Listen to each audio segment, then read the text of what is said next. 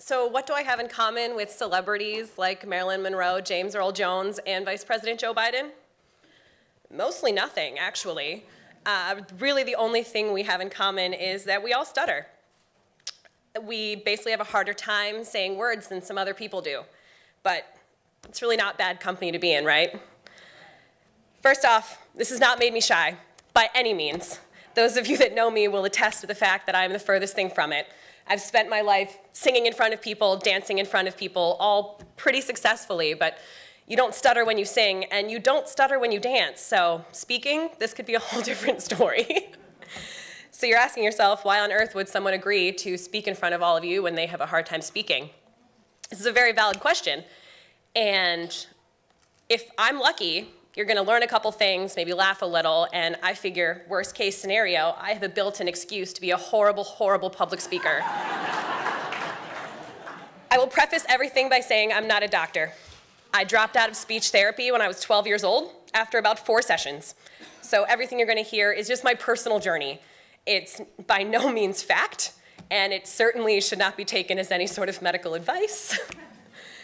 I will also say that my stutter is not terrible. There are people that stutter far worse than I do. And I'm really lucky in the fact that it has never been severe, but that's not to say that it hasn't caused at least a couple issues for me over the years. I started stuttering the summer before I went into 2nd grade. So it was about 1993. I was in Mrs. Weimer's class, and here I am. I am chubby. I have freckles, terrible taste in hair and clothing, and now I stutter. So Lord help me, it's only going to go downhill from here.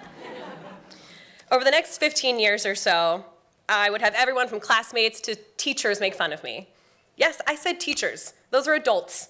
Those are people that should clearly know better because, as we all know, children can be slightly cruel sometimes. But really, it just meant that I didn't like talking. And part of that for me meant not talking about stuttering. I hated the word, I hated the concept. I certainly didn't want to be different. Middle school's hard enough without being the only kid going to speech therapy.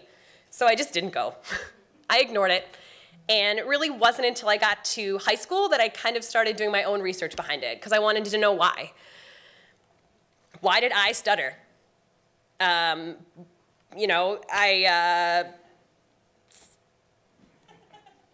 me? Children stutter a lot, but they generally grow out of it. And so only 1% of the adult population stutters, and it's 4 times more likely in men than it is in women. So that leaves me, what, a 0.2% chance? Those are, like, incredibly slim odds.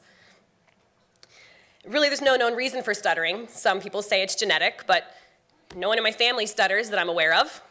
And I'm pretty confident I've never suffered a traumatic brain injury.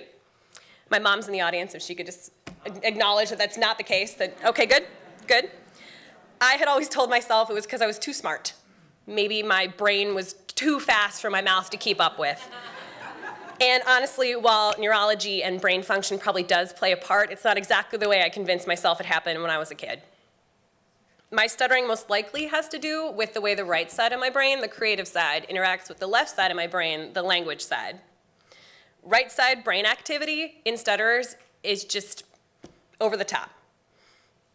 Impulse connections are interrupted, and information exchanges between the language planning side and the language execution parts are just kind of interrupted, which causes stuttering.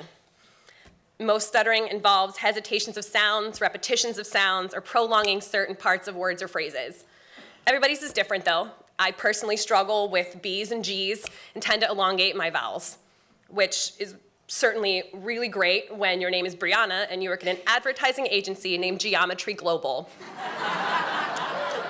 Over the last 20 years or so, though, I've gotten really good at covering up my stuttering. Most people I know have no idea that I even do it, which is awesome, I guess, but confuses me so much because I can hear every mistake. I hear every time I hesitate, every time I misstep.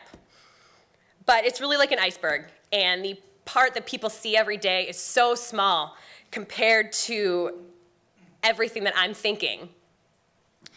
I can feel when it's coming on. I can tell when I'm going to misstep on a word. And I can't necessarily prevent it. I can change it. I'll swap out that word. The time I spend during the day thinking about words and phrases that I'm never even going to say is far beyond. But sometimes it just happens, and I can't stop it. It's a tiny failure and something that I literally do every single day. It's a glitch. It's almost a mini panic attack. It could be a word that I've said hundreds of times, but at that one moment, it's my worst nightmare. And it may be a second, but realistically, to me, it feels like an eternity.